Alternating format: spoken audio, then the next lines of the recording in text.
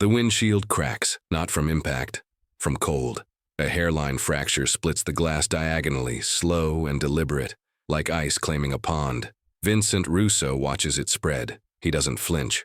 His gloved hands grip the steering wheel so tight the leather creaks. Behind him, the truck groans under weight. 2 tons of cargo, plasma bags frozen solid, morphine vials cushioned in straw, ammunition crates stacked like funeral pyres. Somewhere in Bastogne, men are dying for lack of these things. Before you go, tell me, where in the world are you watching this from?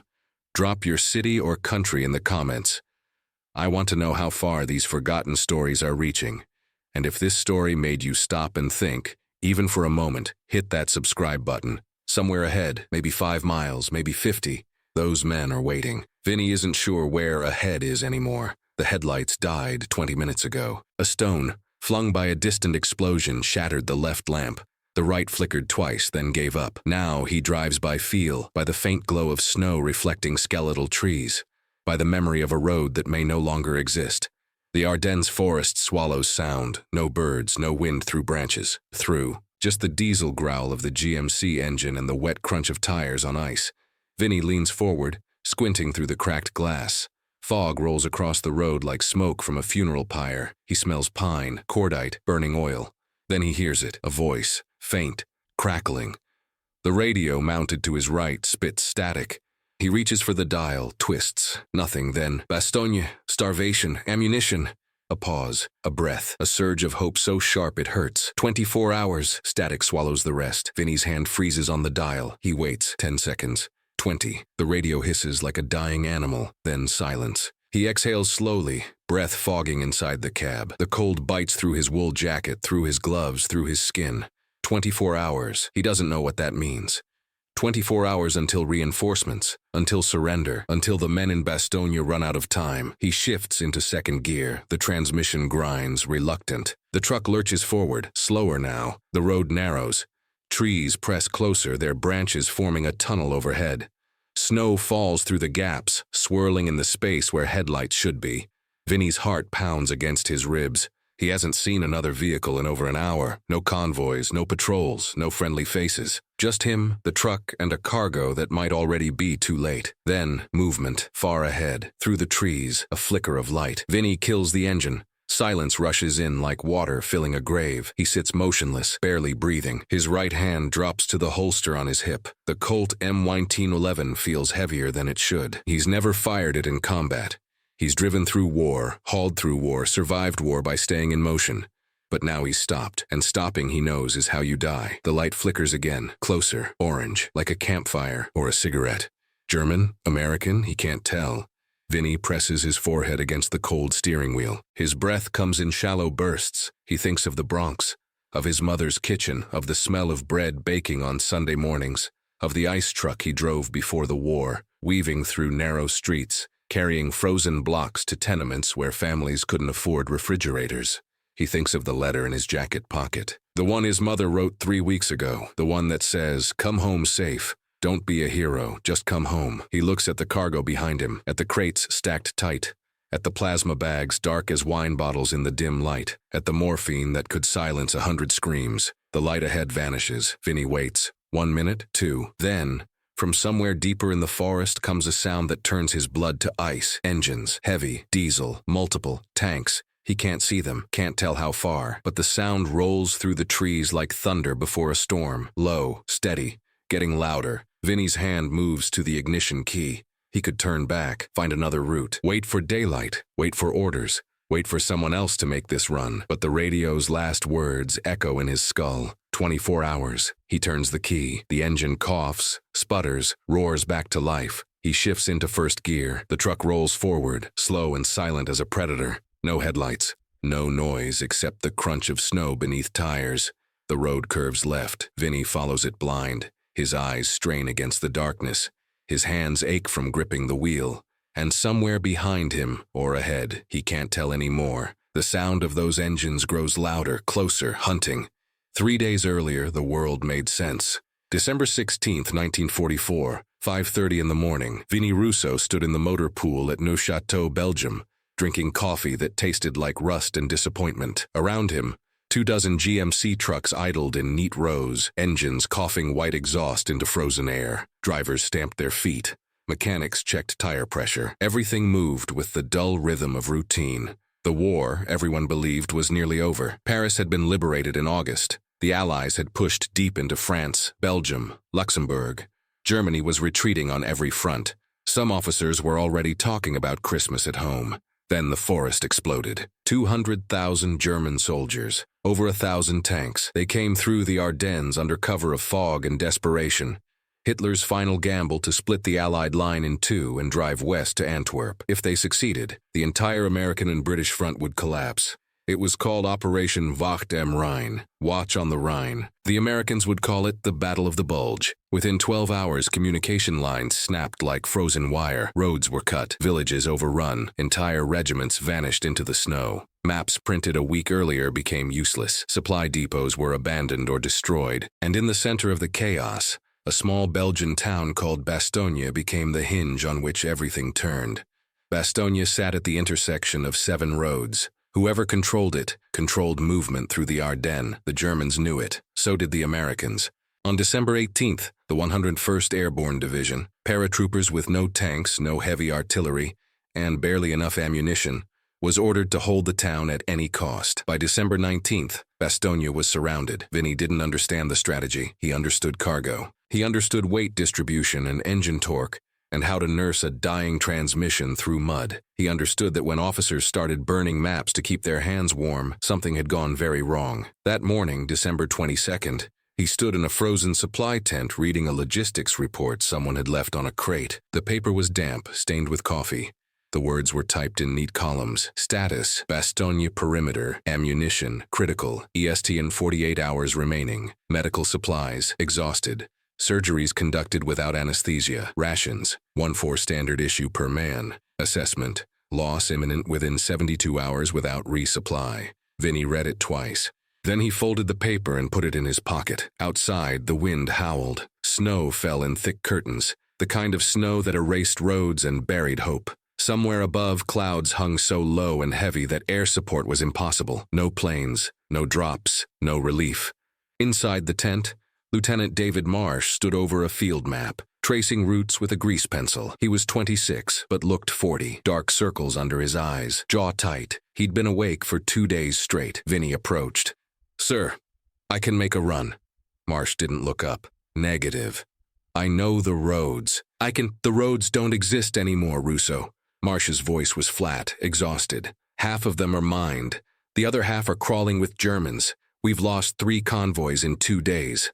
Then let me go alone. Smaller target." Marsh finally looked at him. "You'll die." "Maybe. Not maybe. Definitely." Marsh pointed at the map. "Bastogne is surrounded. Completely. The only way in is through German lines. No radio contact, no air cover, no backup. You'll get 5 miles and run into a panzer division, and that'll be the end of it." Vinnie said nothing. Marsh softened slightly. "I know you want to help, but this isn't a delivery run in the Bronx. This is a death sentence. They're running out of morphine. I know. They're doing amputations with nothing, men biting down on wood. I know, Russo." Vinnie looked at the map, at the red circle around Bastogne, at the black X marks where convoys had been hit, at the roads that no longer connected to anything. "Permission to try anyway, sir." Marsh stared at him for a long moment.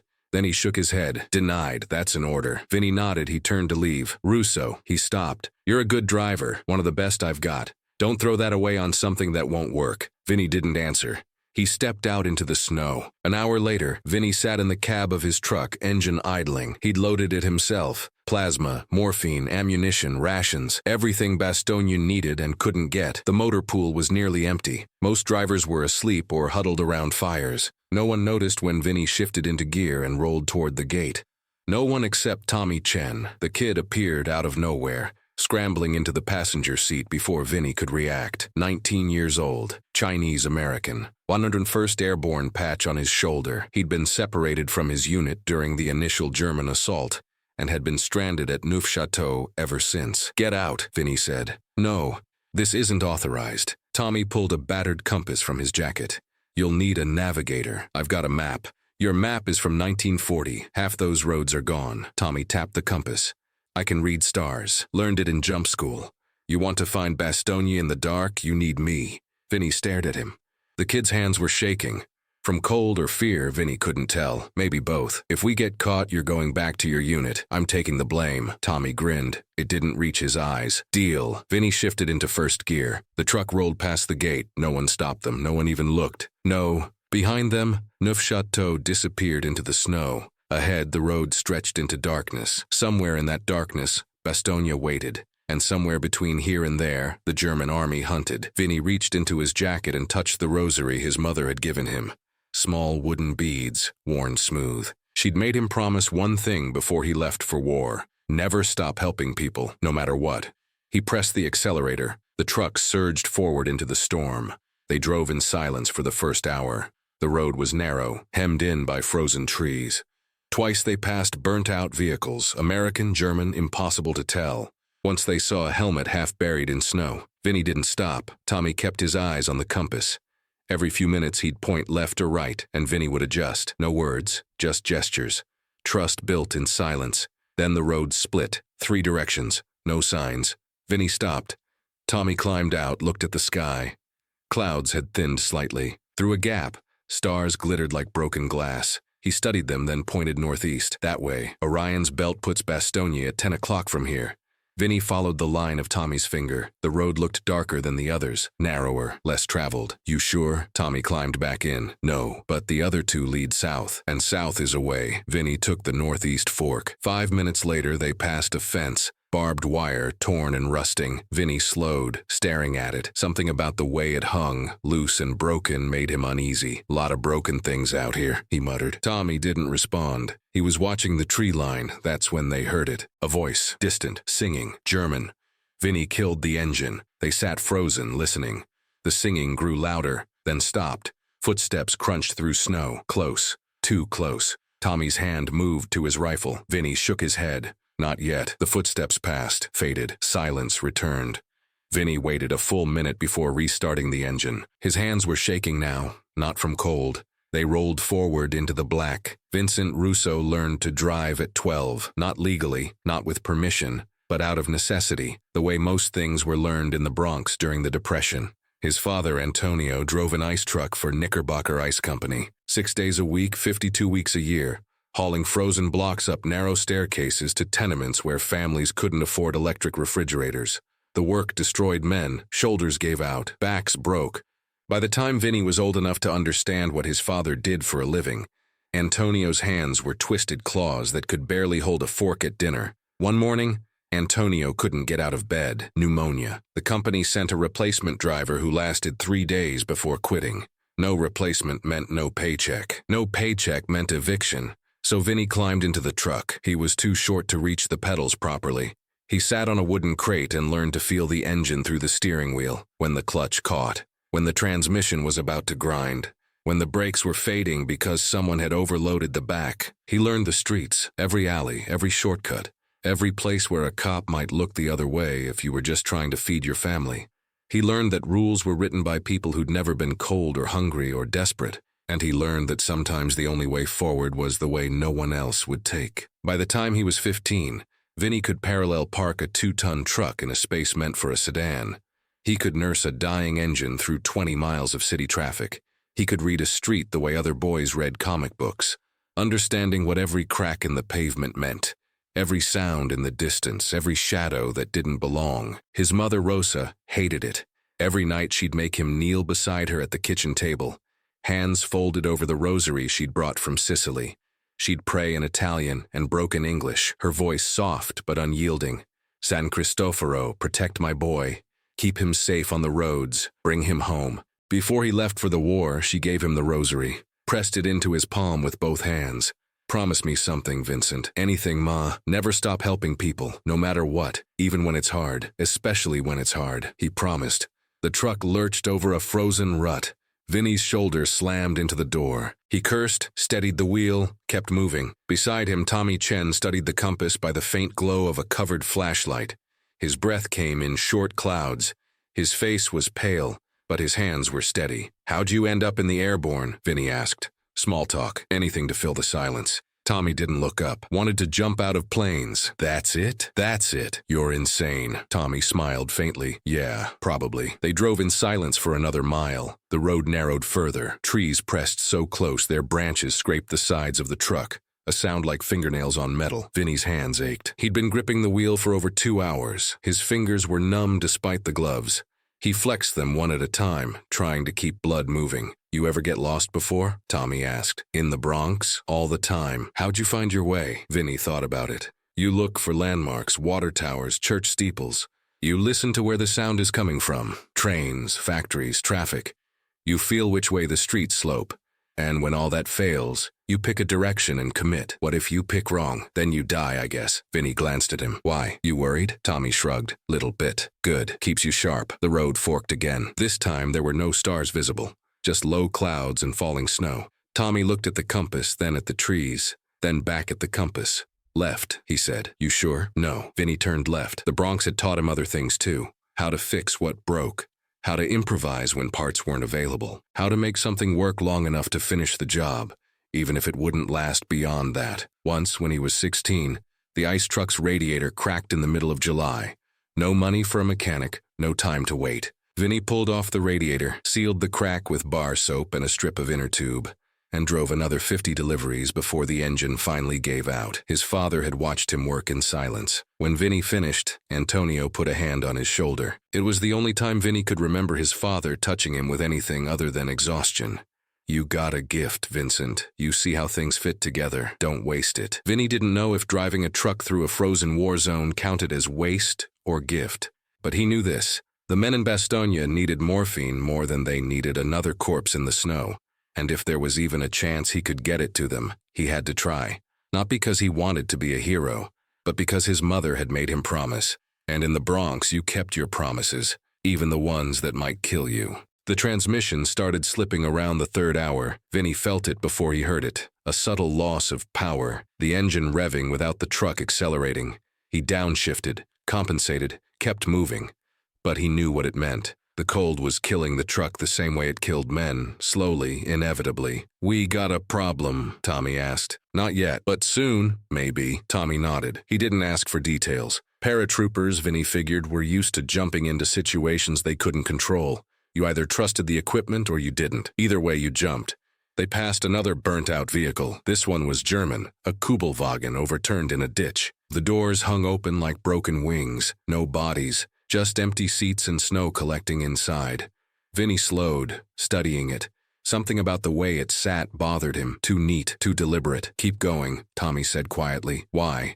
Because if it's a trap, we don't want to find out by stopping. Vinnie pressed the accelerator. They rolled past. Nothing happened. But the knot in his stomach tightened. He thought about his mother's kitchen, about the smell of Sunday gravy simmering on the stove, about his younger sister, Maria, who'd written him a letter every week since he'd left, about his father, who'd died 6 months before Pearl Harbor, his lungs finally giving out after 30 years of breathing ice and diesel fumes. Antonio never got to see Vinnie in uniform, never got to know his son had made it into the army, never got to hear that Vinnie was good at this, at driving, at fixing things, at finding ways through impossible situations. Maybe that was better. His father had spent his whole life hauling ice for people who never knew his name. Vinnie was hauling morphine for soldiers who'd never know his either.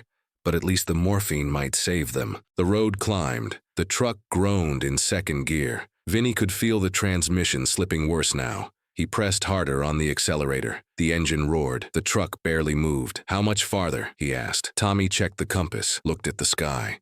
Maybe 10 miles, maybe 15. We're not going to make 15. Then we'll make 10, Vinnie almost smiled.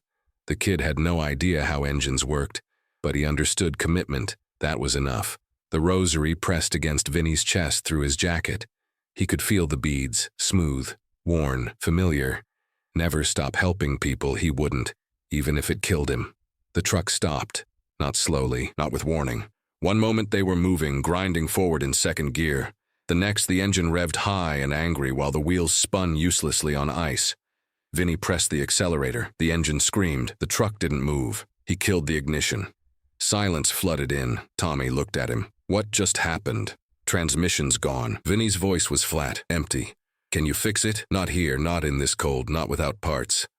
He stared through the cracked windshield at the wall of trees ahead. "We're done." Tommy said nothing. He climbed out into the snow. Vinnie sat alone in the cab, hands still gripping the wheel. His fingers ached, his shoulders burned. His chest felt hollow. They'd come maybe 20 miles, maybe less. Bastogne was still at least 10 miles away, maybe more. The plasma in the back was freezing solid. The morphine would be useless in another hour. And the men who needed it were dying right now. This second, while he sat in a broken truck in the middle of nowhere. He thought about Marsh's voice. "You'll die." Not maybe, definitely. Maybe the lieutenant had been right. Vinnie closed his eyes. He thought about turning back, about walking to the nearest American position and reporting the truck lost, about going back to Neuchâtel and accepting whatever punishment came. Court-martial, demotion, he didn't care. Then he remembered his mother's kitchen, the rosary in her hands, the way she'd looked at him before he left. Never stop helping people. He opened his eyes. Tommy was standing at the back of the truck, staring at something on the ground. Vinnie climbed out. The cold hit him like a fist. Wind tore through his jacket. Snow stung his face. "What is it?" Tommy pointed. Barbed wire, coiled and rusting, half buried in snow. It stretched along the tree line, remnants of an old fence torn apart by artillery or tanks or time. Useless, abandoned, forgotten. Vinnie stared at it. Then he knelt, grabbed a section and pulled. The wire came free, sharp, twisted, cold enough to burn through gloves. He dragged 20 feet of it to the truck, breathing hard, hands already bleeding through the fabric. "What are you doing?" Tommy asked. "Bronx fix." Vinnie wrapped the wire around the rear tire. Once, twice, 3 times. He pulled it tight, twisted the ends together with pliers from the toolbox. Then he did the same to the other rear tire. Tommy watched without speaking. When Vinnie finished, the kid finally understood. "That's insane." "Yeah." Vinnie wiped blood on his pants. "It is." He climbed back into the cab, started the engine, shifted into first gear, pressed the accelerator gently, carefully. The wire bit into the ice. The truck lurched forward, slowly, grinding, but moving. Tommy climbed in beside him, shaking his head. "Where the hell did you learn that?" "You do what you have to." Vinnie kept his eyes on the road. "It won't last long, maybe a few miles. But it's something." They drove in silence. The wire screeched against frozen ground. The truck shook with every rotation, but it moved. Vinnie remembered the day he'd shown up at the motor pool in Neufchâteau with his own toolkit. Hand tools he'd carried from New York, wrenches worn smooth, screwdrivers with taped handles, a socket set held together with electrical wire. The other drivers had laughed. "What is this, Russo? You running a garage? Army gives you tools, kid. You don't need that junk." One sergeant had picked up Vinnie's adjustable wrench, turned it over in his hands like it was a relic. "This thing's older than you." "It works," Vinnie had said. "So does regulation equipment." But regulation equipment broke or went missing, or wasn't there when you needed it. Vinnie's tools were always there. And when other drivers were waiting for mechanics, Vinnie was already back on the road. They'd stopped laughing eventually. Not because they respected him, but because they needed him. Still, the lesson stuck. In the Army, improvisation was tolerated only when it worked, and even then, barely. The compass slipped from Tommy's hands and hit the floor. The glass face shattered. Tiny shards scattered across the floorboards like frozen tears. Tommy picked it up, stared at the broken dial. The needle spun uselessly, no longer magnetized. "Damn it!" Vinnie glanced over, his stomach sank. "We need that." "I know." "Can you navigate without it?" Tommy looked out the window. Clouds had thickened again. No stars, no moon, just endless gray. "Maybe, if the clouds break." "And if they don't?" Tommy didn't answer. Vinnie tightened his grip on the wheel. The wire around the tires was already starting to unravel. He could hear it, feel it in the way the truck pulled slightly left. They had maybe 5 miles before it gave out completely. 5 miles. No compass, no stars, no map worth trusting. He thought about his father, about how Antonio had driven the same route every day for 30 years. Same streets, same customers, same stops. He'd memorized it so completely that near the end, when his eyes started failing, he could still make deliveries by muscle memory alone. Vinnie didn't have 30 years. He had one night, one road, one chance. "Listen," he said to Tommy. "To what?" "Artillery. It's been constant since we left. Hear it?" Tommy tilted his head. Faint, distant. A low rumble like thunder that never stopped. "Yeah, so?" "It's coming from the northeast. That's where Bastogne is. The fighting. We follow the sound." Tommy stared at him. "You're navigating by explosions. You got a better idea?" The kid thought about it. Then he smiled. Not with joy, with something darker. Acceptance, maybe. Or insanity. "No," Tommy said, "I really don't." Vinnie adjusted their course slightly, angling toward the distant thunder. The wire screeched, the engine groaned, and somewhere ahead, men were dying for lack of what he carried. He pressed the accelerator. The truck shuddered forward into the dark. The wire gave out at mile 6. Vinnie felt it snap. A sudden lurch, a grinding shriek of metal on ice. The truck slowed, then stopped. He tried the accelerator. The wheels spun free. The shredded wire hung from the tires like dead snakes. He killed the engine, sat in silence. His hands trembled on the wheel. Tommy climbed out, inspected the damage, climbed back in. It's done, Vinnie nodded. He already knew. They were on a hillside. Below them, through gaps in the trees, lights flickered in the distance, small, orange, like candles in a cathedral. Is that Bastogne? Tommy whispered. Vinnie stared. He wanted to believe it was, but he'd seen too many burning villages to trust light anymore. The artillery sound was louder now, not distant thunder, close enough to feel in the chest, close enough to smell the cordite mixing with snow. He checked the fuel gauge. Less than a quarter tank, maybe 5 miles, maybe 6 if they were lucky. The road ahead split. Left fork, open ground. A farm road, probably. Wide, fast, straight shot toward the lights. Right fork, forest, narrow, winding, longer, but covered. Vinnie studied both paths. His mechanic's mind calculated. Left was 15 minutes, right was 45, but left was exposed. If German patrols were watching the valley, they'd see the truck, and a lone American vehicle was a target worth every bullet. Right offered concealment, but the truck was dying. Fuel was running out. Transmission barely held together. Every extra minute meant less chance of arrival. He looked at Tommy. Which way would you go? The kid stared at the fork. I don't know. Guess. Right. Stay hidden, even if it takes too long. Tommy hesitated. Yeah, better to arrive slow than not at all. Vinnie nodded. It was the safe answer, the smart answer. The one that kept you alive. He reached into his jacket and pulled out the rosary. The beads felt warm despite the cold. He held them in his palm, staring at the worn wood. His mother's voice. Never stop helping people. Even when it's hard. He thought about the plasma in the back, frozen now. Probably useless, but the morphine might still work if they got there fast enough. And the ammunition, that would work no matter what. How many men were dying right now because they'd run out of bullets? How many were screaming through amputations because there was no morphine left? Vinnie looked at the left fork. Open, fast, deadly. Then at the right fork. Safe, slow, maybe too late. He put the rosary back in his jacket, started the engine, turned left. Tommy's head snapped toward him. What are you doing? 15 minutes. We'll be exposed. I know. They'll see us. I know. Vinnie shifted into first gear. The truck groaned forward onto the open road. No headlights, no cover. Just snow, moonlight, and the faint glow of whatever waited ahead. The first mile was silence. Vinnie kept his eyes locked on the road. His hands gripped the wheel so tight his knuckles went white. Beside him, Tommy crouched low, rifle ready, scanning the tree line. Nothing moved. No voices, no engines, just wind and snow. The second mile, the road widened. They passed a barn, half collapsed. A fence torn down. Signs of fighting, days old maybe. The third mile, Vinnie saw them. Tracks. Fresh.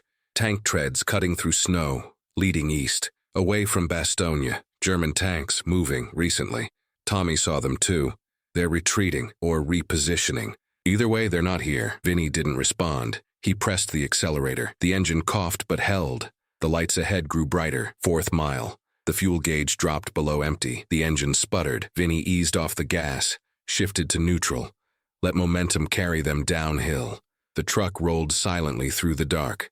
Tommy whispered, "We're not going to make it." "Yes, we are. Vinnie, we are." The engine caught again. Vinnie nursed it forward. 50 yards. 100. The lights resolved into shapes. Foxholes. Sandbags. Soldiers. American soldiers. 5th mile. The truck crested a small rise, and there it was. Bastogne. Not the town. The perimeter. A ring of defensive positions dug into frozen earth. Men huddled in trenches. Tanks silent and still. Barbed wire strung between shattered trees. Vinnie aimed for the northern edge, toward a gap in the wire where he could see movement. The engine died, not sputtered, died completely. The truck rolled forward on momentum alone. Slower, slower. Tommy jumped out, started pushing from behind. Vinnie stayed at the wheel, steering. They coasted the last 100 yards in silence. Then a voice. "Halt! Password!" Vinnie couldn't speak. His throat was raw, his hands frozen. He raised them slowly.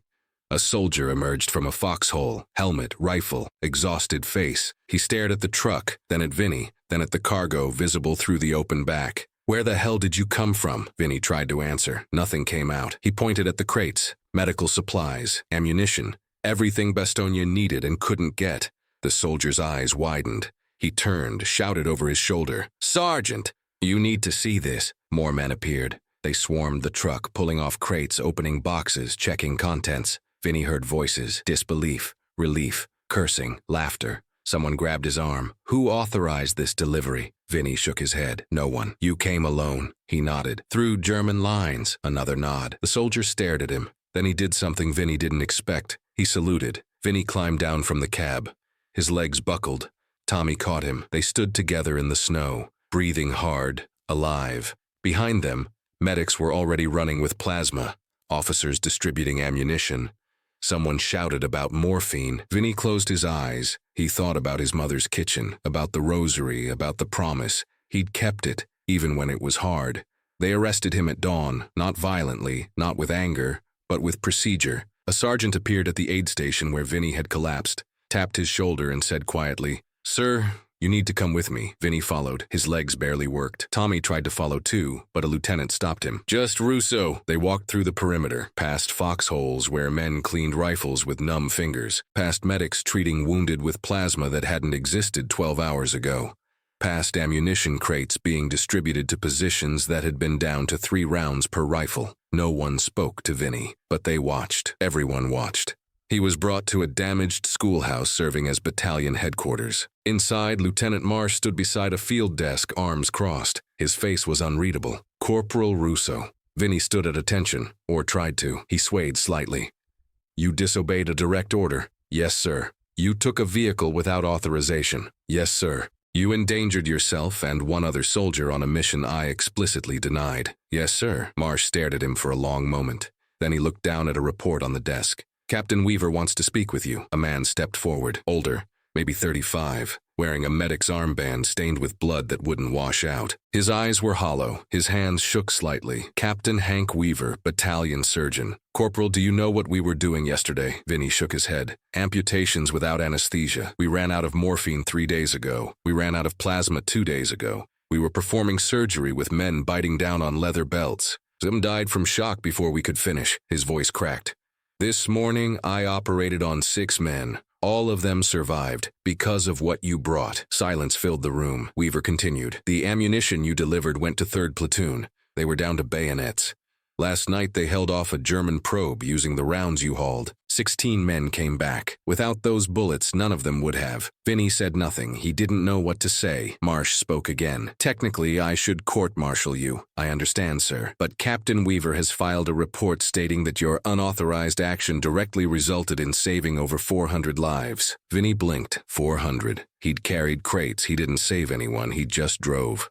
Marsh picked up another paper. "This is from Colonel Harper, 101st Airborne.